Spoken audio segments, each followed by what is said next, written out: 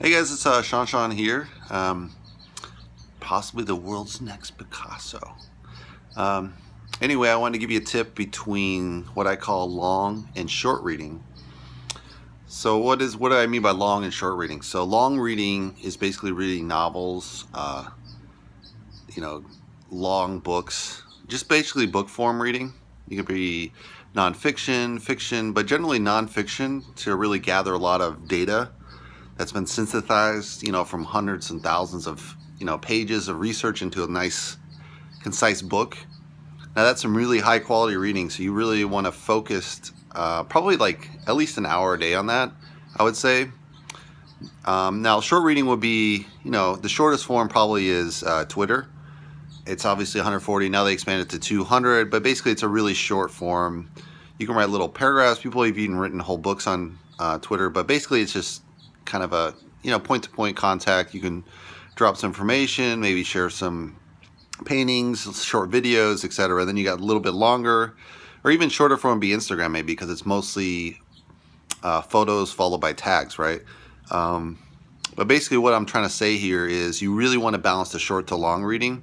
There's been studies that have shown that if you focus only on kind of social media, which a lot of young kids are doing today, and I'm guilty myself as an artist trying to promote myself, but what you really want to consistently read books. The reason is if you stop reading books and do mostly social media, you actually won't be able to read books. Your attention span will go like, let's say it'll go like this. Yeah. So you really don't want to, it'll actually change the way your brain functions. So you really don't want to do just social media or just reading short news articles. You really want to read huge nonfiction books. You can do art history books if you like art, for example, but you really want to hit those because those are going to give you a really substantial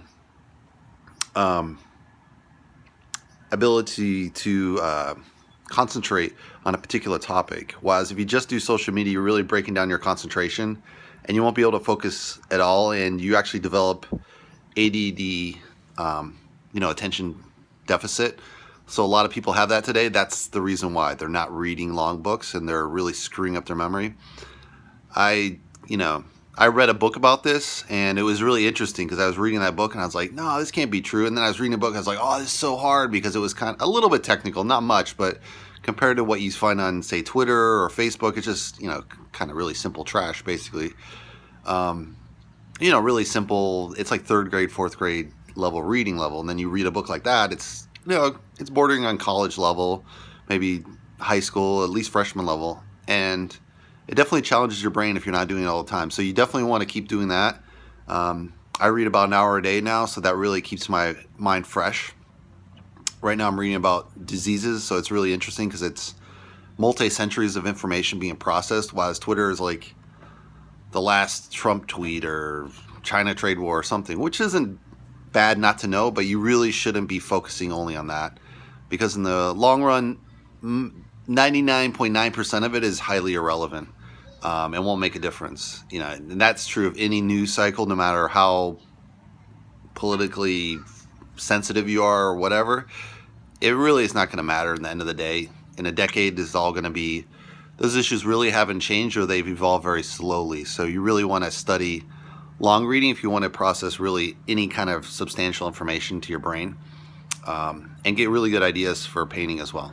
All right, that's my tip of the day. Sorry it's a lot longer than usual. Check you guys later. Good luck.